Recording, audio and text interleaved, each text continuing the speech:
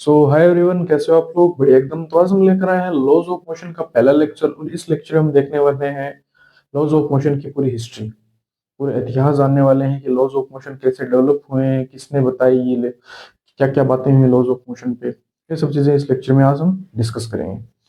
तो laws of motion से पहले हमने क्या चैप्टर डिस्कस किया था? हमने मोशन के बारे में पढ़ा, मोशन को स्ट्रेट लाइन में देखा, मोशन को प्लेन में देखा। अब एक बेसिक सा क्वेश्चन सामने आता है निकल के, क्या आता है कि मोशन के पीछे कौन है? मोशन के पीछे यूनिट्स एंड मेजरमेंट नहीं, मोशन के पीछे मतलब किसके वजह से मोशन होता है? किसकी वजह से होता है मोशन? फोर्स। फोर्स की वजह से होता है मोशन।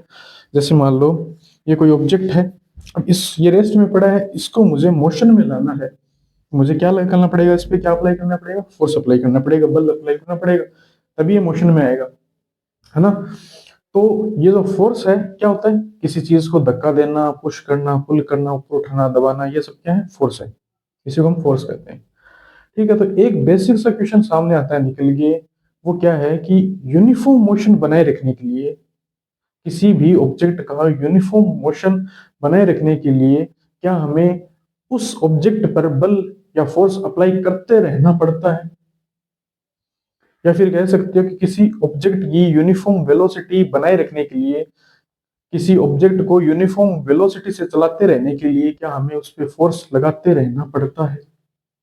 यह तो चीज समझ में आ गई कि किसी ऑब्जेक्ट को मोशन में लाने के लिए हमें फोर्स लगाना पड़ता है। किसी ऑब्जेक्ट को, वो रेस्ट में है और उसको मोशन में लाने के लिए फोर्स लगाना पड़ता है। बट क्या उसे यूनिफॉर्म वेलोसिटी से चलाते रहने के लिए, यूनिफॉर्म वेलोसिटी से चलाते रहने के लिए क्या हमें फोर्स लगाते रहना पड़ता है? बताओ, सोचो जरा। चलो हम देखते हैं। देखो एग्जाम्पल से, मैं आपको एग्जाम्पल से समझाता हूँ। जैसे मान लो ये कोई ऑब्जेक्ट है, अपना मार्कर है, इसको मुझे मोशन में लाना है तो मुझे फोर्स तो लगाना पड़ेगा। जैसे मान लो इसे फोर्स लगा के छोड़ दिया मैंने, तो ये तो मोशन में आ गया। बट क्या इसे यूनिफॉर्म वेलोसिटी से चलाते रहने के लिए, मान लो ये यूनिफॉर्म वेलोसिटी से मैं चला रहा हूँ, इसको यूनिफॉर्म वेलोसिटी चला रहा हूँ, तो मुझे फोर्स लगाते रहना पड़ता है क्या? देखो आप खुद देखो, कोई ऑब्जेक्ट ले लो जो भी आपको है, उसे फर्श पे धक्का देते रहो, यूनिफॉर्म वेलोसिटी से चलाते रहने के लिए क्या फोर्स लगाते रहना पड़ता है? आप देखोगे, आप हमारी इस दुनिया में देखोगे, क्या देखोगे कि किसी भी ऑब्जेक्ट को यूनिफॉर्म वेलोसिटी से चलाते रहने के लिए हमें फोर्स लगाते रहना पड़ता है। देखो मान लो एग्जांपल के लिए, मान लो ये 5 मीटर पर सेकंड की स्पीड से चल रहा है। अब मुझे इस 5 मीटर पर सेकंड की स्पीड से चलाते रहने के लिए मुझे फोर्स लगाना पड़ रहा है। जिस प्रकार आप देख रहे हो कि हाँ मुझे फोर्स लगाना पड़ रहा है, उसी प्रकार किसने देखा? एरिस्टोटल ने, अरस्तु ने। अरस्तु बहुत बड़े लॉजिशियन थे। अरस्तु को भी ये लगा कि हाँ किसी भी ऑब्जेक्ट को यूनिफॉर्म वेलोसिटी से चलाते रहने के लिए हमें उस पर फोर्स लगाना पड़ता है। बट क्या ये चीज सही है?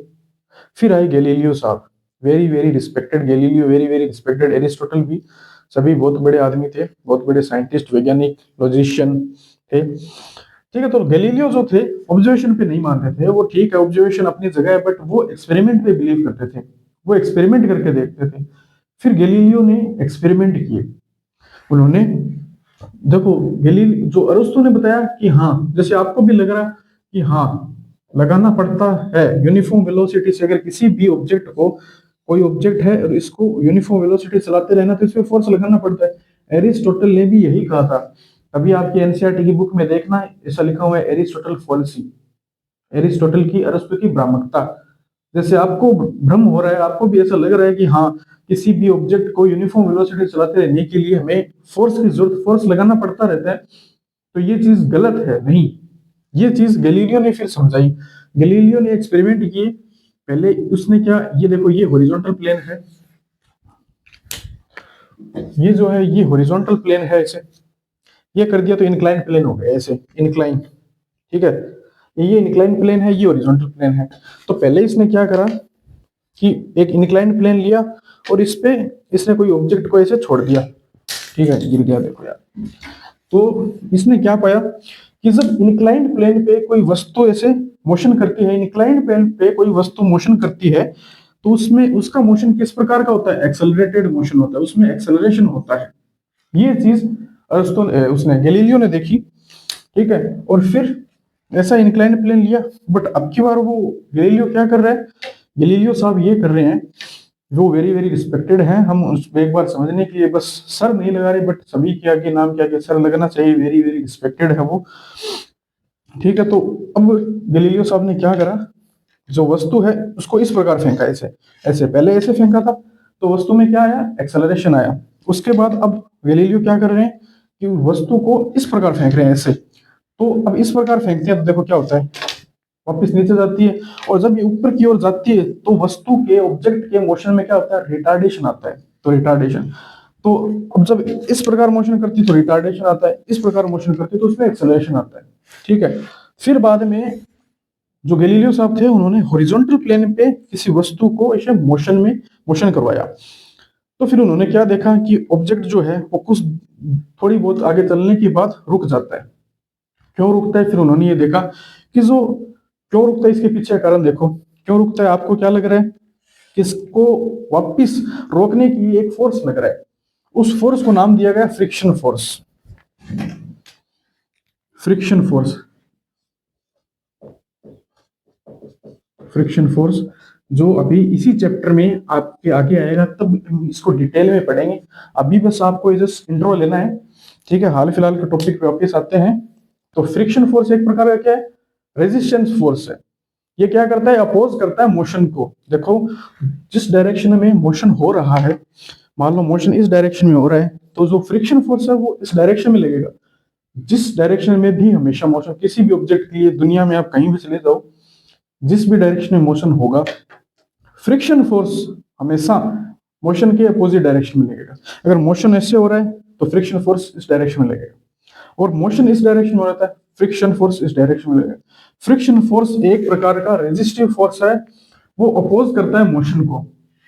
अब दुनिया में देखा गया कि हमारी जो दुनिया है, रियल दुनिया, जिस विश्व में, जिस दुनिया में हम रहते हैं, वहां फ्रिक्शन जो रेजिस्टिव फोर्स है वो मौजूद है सभी जगह। चाहे आप, जैसे आप बाइक चला रहे हो या साइकिल चलाते हो, तब एयर रेजिस्टेंस के रूप में वो रेजिस्टिव फोर्स लगता है ना। तो वो आपके मोशन को क्या करता है, अपोज करता है। आप कोई भी मेज है या कोई फर्श है, उस पर कोई वस्तु को चलाओ, कोई ऑब्जेक्ट को चलाओ, तो कुछ देर बाद रुक जाता है ना। क्यों रुकता है, फ्रिक्शन मौजूद है। तो इस फ्रिक्शन फोर्स को, इन रेजिस्टिव फोर्सेस को कैंसिल करने के लिए हमें फोर्स लगाते रहना पड़ता है। बाकी यूनिफॉर्म मोशन बनाए रखने के लिए, यूनिफॉर्म मोशन, अगर कोई ऑब्जेक्ट यूनिफॉर्म मोशन से चल रहा है तो उस पर फोर्स लगाने की बिल्कुल भी जरूरत है ही नहीं। वो कब जरूरत नहीं पड़ती, फोर्स, जो अगर कोई ऑब्जेक्ट यूनिफॉर्म मोशन से चल रहा है, कोई भी ऑब्जेक्ट अगर यूनिफॉर्म मोशन से चल रहा है तो हमें फोर्स लगाने की जरूरत नहीं पड़ती। बट एक कंडीशन है, उस टाइम पे कोई भी रेजिस्टिव फोर्स नहीं होना चाहिए। और ये एक काल्पनिक दुनिया है, ये एक आइडियल दुनिया है, ये एक आदर्श दुनिया है। ऐसा नहीं होता हमारी दुनिया में, ऐसा है जो हम यहाँ पे रेजिस्टिव फोर्सेस मौजूद है। इसलिए आप जब एक्सपेरिमेंट करके देखते हो तब आपको लगता है कि यार हमें तो यूनिफॉर्म मोशन, ऐसा ऐसा अरस्तु को भी लगा था, ऐसा ही एरिस्टोटल को लगा, उनको भी ऐसा ही लगा कि हाँ, यूनिफॉर्म मोशन बनाए रखने के लिए फोर्स लगाने रहना पड़ता है। जैसे एक कार है, कार 50 किलोमीटर पर स्पीड की, 50 किलोमीटर पर आवर की स्पीड से चल रही है, तो उसको उसी स्पीड से चलायमान रखने के लिए हमें रेस लगानी पड़ती है। ऐसा थोड़ी है कि 50 किलोमीटर एक बार लगा के अब छोड़ दिया, हो गया। ऐसा नहीं होता। 50 किलोमीटर पर आवर की स्पीड वो बनाए रखने की, वही स्पीड, सेम स्पीड बनाए रखने के लिए हमें फोर्स, वो रेस लगानी पड़ती है ना। क्यों लगानी पड़ती है, क्योंकि फ्रिक्शन मौजूद है। सड़क और कार के टायरों के बीच फ्रिक्शन होता है, तो इसलिए वो कार कुछ देर बाद जाके रुक जाती है। वो फ्रिक्शन फोर्स उस ऑब्जेक्ट को रोक देता है, क्योंकि वो फ्रिक्शन फोर्स उसके अपोजिट डायरेक्शन में लगता है। वो रेजिस्टिव फोर्स एक प्रकार का जो रोकता है, मोशन को अपोज करता है, वो रोक देता है। तो ये ना रुके, इसके लिए इस फ्रिक्शन फोर्स को, या कह सकते हो रेजिस्टिव फोर्सेस जो भी लग रही हैं उस ऑब्जेक्ट के मोशन में, जो भी बाधाएं आ रही है, जो भी रुकावटें आ रही हैं, जो उस मोशन को रोकना चाहती है, उसको कैंसिल करने के लिए हमें फोर्स इधर लगाना पड़ता है।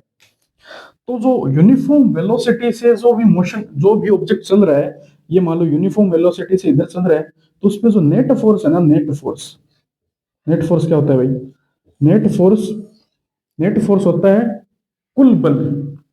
टोटल जो फोर्स लग रहा है, कुल बल, टोटल फोर्स।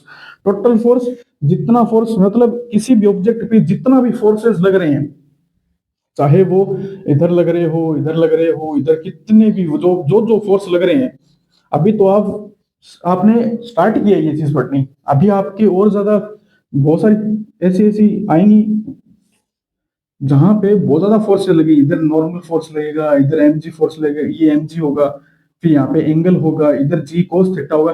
ऐसे बहुत सारे फोर्सेस लगेंगे ना, तब ये और ज्यादा काम आएगी चीज। ठीक है, तो अभी तो सिर्फ हम इसका इंट्रोडक्शन देख रहे हैं। तो नेट फोर्स अभी हम दो ही मान रहे हैं कि इधर एक हमें फोर्स लगाना पड़ता है, हमारे द्वारा लगाया गया बल, यानी हमारे द्वारा अप्लाई किया गया बल, अप्लाई किया गया फोर्स, उसको हम कहते हैं अप्लाइड फोर्स। ठीक है, और जिधर अपोजिट डायरेक्शन, जिस तरफ हम बल लगाते हैं, जिस तरफ अप्लाइड फोर्स होता है, उसके अपोजिट डायरेक्शन में रेजिस्टिव फोर्स होता है। और यहाँ पे जब कोई वस्तु, जब कोई ऑब्जेक्ट जो फर्श पे या किसी भी ऑब्जेक्ट जहां पे कांटेक्ट होता है, जहां पे ये ऑब्जेक्ट जो है इसके कांटेक्ट में है और इस पे मोशन करा रहे हैं, तब वो फ्रिक्शन फोर्स लगता है रेजिस्टिव फोर्सेस के रूप में। अब एयर रेजिस्टेंस भी लग सकता है, बट एयर रेजिस्टेंस बहुत कम है यहाँ पे। ठीक है, बहुत ही ज्यादा कम है। अगर कोई ऑब्जेक्ट जो है वो बहुत ज्यादा स्पीड से चलता है तब एयर रेजिस्टेंस थोड़ा लगता है, बट अगर हम नॉर्मल स्पीड से चल रहे हैं तो एयर रेजिस्टेंस तो बहुत ही कम लगता है। तो यहाँ पे फ्रिक्शन फोर्स है और यहाँ पे अप्लाइड फोर्स है। बट जितने भी फोर्सेज हैं, अगर कुछ फोर्सेज मौजूद है तो इनका जो नेट फोर्स है, टोटल फोर्स है, वो कितना होता है? जीरो होता है। कब होता है zero net force? Net force zero तब होता है जब कोई ऑब्जेक्ट यूनिफॉर्म वेलोसिटी से चल रहा होता है। और एक और कंडीशन में नेट फोर्स जीरो होता है, वो कंडीशन है रेस्ट कंडीशन। जब ऑब्जेक्ट रेस्ट में होता है, यानी रेस्ट मतलब विरामावस्था में जब कोई ऑब्जेक्ट होता है, तब भी उस पर क्या होता है? नेट फोर्स जीरो होता है। नेट फोर्स जीरो होने का मतलब, अगर आपको बोले कि कोई ऑब्जेक्ट है उस पर नेट फोर्स जीरो है, नेट फोर्स जीरो है, इसका मतलब समझो या तो वो रेस्ट में है, या वो यूनिफॉर्म वेलोसिटी से गति कर रहा है, उसका मोशन यूनिफॉर्म है, वो इक्वल टाइम इंटरवल में इक्वल डिस्टेंस तय कर रहा है। ये होता है क्या यूनिफॉर्म वेलोसिटी? बिल्कुल यही होता है, ध्यान रखना इन चीजों को, भूल मत जाना। तो क्या हम ये कह सकते हैं भैया कि यूनिफॉर्म वेलोसिटी और रेस्ट, ये दोनों सिचुएशन एक ही है? बिल्कुल, ये आप कह सकते हो कि अगर कोई ऑब्जेक्ट यूनिफॉर्म वेलोसिटी से चल रहा है, उसमें मोशन यूनिफॉर्म हो रहा है, और कोई ऑब्जेक्ट अगर रेस्ट में है, ये दोनों सिचुएशंस एक ही है। ये कैसे हो सकता है? कोई ऑब्जेक्ट ऐसे रुका हुआ है और कोई ऑब्जेक्ट अगर चल रहा है, ये दोनों सिचुएशन एक कैसे हो सकती है? ये दोनों सिचुएशन एक ही है, क्योंकि इस पे भी नेट फोर्स जीरो है, कोई फोर्सेस नहीं है। ठीक है, कोई फोर्स नहीं है, इस पे भी कोई फोर्स नहीं है, तो ये दोनों एक ही है। अब ऐसा नहीं है कि इस पे फोर्स लग नहीं रहे, फोर्स लग तो रहे हैं, बट नेट फोर्स जीरो। इस पे आगे की तरफ फोर्स लगाया जा रहा है, बिल्कुल लगाया जा रहा है, बट पीछे की तरफ तो फोर्सेस है ना, इस पे कोई फोर्सेस नहीं लग रहे। अगर हाँ, ये चीज अलग बात है। अब जैसे ये वैसे देखें तो रेस्ट में पड़ा है, बट इस पे क्या अभी कोई फोर्स लग रहा है क्या? आप बोलोगे नहीं लग रहा। लग रहा है। कौन सा फोर्स लग रहा है? ग्रेविटेशनल फोर्स लग रहा है, mg, नीचे की ओर लग रहा है वो। ठीक है, अब उसको कौन सा बल, कौन सा फोर्स कैंसिल कर रहा है? नॉर्मल फोर्स कैंसिल कर रहा है। अभी हम और देखेंगे इनके बारे में। ठीक है, तो नॉर्मल फोर्स क्या होता है? कांटेक्ट, वो कांटेक्ट के कारण होता है। कोई भी ऑब्जेक्ट जो किसी भी सरफेस के, किसी भी चीज के दूसरी बॉडी के कांटेक्ट में है, कोई एक बॉडी दूसरी बॉडी के कांटेक्ट में होती है, तो वहां पे नॉर्मल फोर्स लगता है। अब यहाँ पे नीचे की ओर mg फोर्स लग रहा है, बट ऊपर की ओर एक नॉर्मल फोर्स भी लग रहा है, वो उतना ही लग रहा है जितना mg नीचे की ओर लग रहा है, उतने ही मैग्नीट्यूड का, बट ऑपोजिट डायरेक्शन में लग रहा है। तो इसलिए ये आपको रेस्ट में दिखता है। समझ में आई चीजें? नेट फोर्स यहाँ पे भी जीरो है, mg नीचे की ओर, नॉर्मल ऊपर की ओर, तो टोटल नेट फोर्स कितना? जीरो हो गया। यहाँ पे जब यूनिफॉर्म मोशन होता है, फोर्स लगा तो रहे हैं यहाँ पे इस पे फोर्स लगा तो रहे हैं, बट इसको फोर्स इसीलिए लगाना पड़ता है क्योंकि फ्रिक्शन फोर्स है, और उसको कैंसिल करने के लिए हमें ये फ्रिक्शन जो फोर्स है अप्लाई करना पड़ता है। ये ऐसे, जिससे क्या होता है? फ्रिक्शन फोर्स कैंसिल हो जाता है और ऑब्जेक्ट जो है यूनिफॉर्म वेलोसिटी से गतिमान रहता है, यूनिफॉर्म वेलोसिटी से चलता रहता है। तो ये कारण है। बाकी हकीकत में, रियलिटी में, यूनिफॉर्म मोशन से किसी भी ऑब्जेक्ट को चलाने के लिए, चलाते रहने के लिए हमें फोर्स की आवश्यकता नहीं पड़ती। ठीक है, तो ये चीज है। अब एक और कॉन्सेप्ट दिया न्यूटन साहब, सॉरी गैलीलियो साहब ने। न्यूटन साहब तो अभी आएंगे। क्या कॉन्सेप्ट था वो?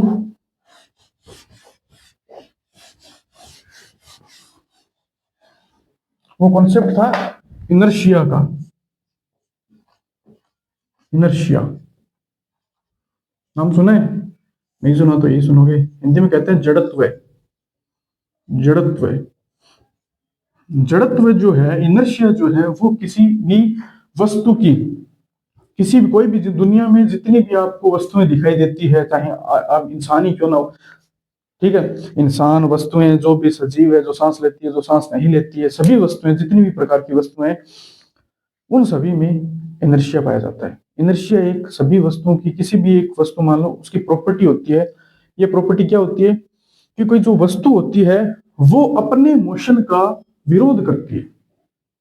ये क्या बात हुई, हमने तो कभी नहीं सुना विरोध का मतलब तो ऐसे हाय हाय हाय, ऐसा विरोध नहीं जो आप देखते हो अपनी दुनिया में कि विरोध कर रहे हैं, विरोध प्रदर्शन चल रहा है, भूख हड़ताल की जा रही है, ऐसा विरोध नहीं बोल रहा मैं। विरोध का मतलब, अगर कोई वस्तु मोशन में है, वो अगर यूनिफॉर्म वेलोसिटी से चलती जा रही है, जब हम उस पर फोर्स अप्लाई करते हैं तो वो उसका विरोध करती है। कोई अगर वस्तु रेस्ट में है और उस पे हम उसको मोशन में लाने की कोशिश कर रहे हैं धक्का लगा के, तो वो अपने मोशन का विरोध करती है कि नहीं, जो भी उसकी स्टेट है वो उसी में रहना पसंद करती है। वो अपनी स्टेट में, स्टेट चेंज होने का विरोध करती है, स्टेट चेंज होने का अपोज करती है, उसको विरोध करती है उसका। इसी प्रॉपर्टी को हम इनर्शिया बोलते हैं। समझ में आया इनर्शिया? इनर्शिया कोई भी वस्तु की वो प्रॉपर्टी है जो स्टेट चेंज होने का विरोध करती है। स्टेट चेंज होने का विरोध करना ही, ये प्रॉपर्टी ही हर वस्तु में होती है। उसी प्रॉपर्टी को हम इनर्शिया कहते हैं। देखो, एक बॉडी है, उसका मास मान लो 1 किलो है, 1 kg, और एक बॉडी है जिसका मास 10 kg है। ये दोनों रखी हुई है, मान लो ये एक तो ये 1 किलो की वस्तु है, और ये मान लो कोई बड़ा सा बक्सा जो 10 किलो का है। अब आप बताओ किसको खिसकाना ज्यादा आसान होगा? ये रेस्ट में रखे हुए हैं, ये भी रेस्ट में है, ये भी रेस्ट में है, किसको खिसकाना ज्यादा आसान होगा? किसको, क्या लग रहा है? इसको खिसकाना ज्यादा आसान होगा। इसका मतलब ये जो इसकी जो इनर्शिया की प्रॉपर्टी है, इसके कंपेयर में कम है, ये थोड़ा कम अपोज करेगा अपने मोशन को। रेजिस्टेंस टू चेंज, यानी क्या होता है कि स्टेट में चेंज होने का विरोध करना, ये अपने स्टेट में चेंज होने का बिल्कुल विरोध तो करेगा, बट इसके कंपेयर में कम करेगा। समझ में आ रही है बात? यानी जो इनर्शिया है, इसको कह सकते हो कि जिसका जितना ज्यादा मास, उसमें इनर्शिया की प्रॉपर्टी उतनी ज्यादा। समझ में आई बात? जिस भी ऑब्जेक्ट का मास जितना ज्यादा होगा, उसमें इनर्शिया की प्रॉपर्टी उतनी ज्यादा पाई जाएगी। ये था इनर्शिया। और इसी इनर्शिया पे न्यूटन जो साहब थे, sir Isaac Newton, very very very respected Newton साहब, सर आइजैक न्यूटन, उन्होंने फिर अपने 3 लॉ दिए। और इन 3 लॉज में एक लॉ था जिसको कहते हैं Newton's first law of motion, और वो था law of inertia. Law of inertia, जड़त्व का नियम। जड़त्व का नियम इन्होंने दिया। गैलीलियो ने सब कुछ बता दिया था, इन्होंने बस बताया था, इन्होंने एक परिभाषा दी उसकी, बस डेफिनेशन दी, सिस्टमेटिक वे में ऐसे अरेंज करके बता दिया। उन्होंने ये कहा कि कोई जो बॉडी है वो रेस्ट में रहना चाहती है, कोई बॉडी मोशन में रहना चाहती है। अगर वो मोशन में है, अगर वो मोशन में है तो मोशन में रहना ही चाहेगी, अगर वो रेस्ट में है तो रेस्ट में रहना ही चाहेगी। कब तक? जब तक उस पर कोई एक्सटर्नल फोर्स ना लगाया जाए। ठीक है, तो अगर उस पर एक्सटर्नल फोर्स लगाया जाता है तभी उसमें वो चेंज आता है, तभी उसकी स्टेट चेंज होती है। यूनिफॉर्म वेलोसिटी से हो सकता है उसकी वेलोसिटी बढ़ गई हो, जैसे मान लो कोई ऑब्जेक्ट 50 किलोमीटर पर आवर की स्पीड से चल रहा है, और उस पर जब एक्सटर्नल फोर्स लगाया जाता है तभी उसकी वेलोसिटी या तो 60 होगी या 70 होगी, या फिर ब्रेक मार के 30-40 की जाती है, नहीं तो वो फिर 50 किलोमीटर पर आवर की स्पीड से चलती रहेगी। या कोई रेस्ट में है तो वो रेस्ट में ही रहेगी। कब तक? जब तक कोई उस पे एक्सटर्नल फोर्स लगा के उसको खिसका ना दिया जाए, उसको मोशन में ना ले। तो ये चीज होती है, यही है लॉ ऑफ इनर्शिया। ठीक है, तो ये इतनी चीजें थी। ये जो चीजें मैंने आपको समझाई है, इनको मैं सिस्टमेटिक वे में लिखवा देता हूँ, आप अपने नोट्स बना लो।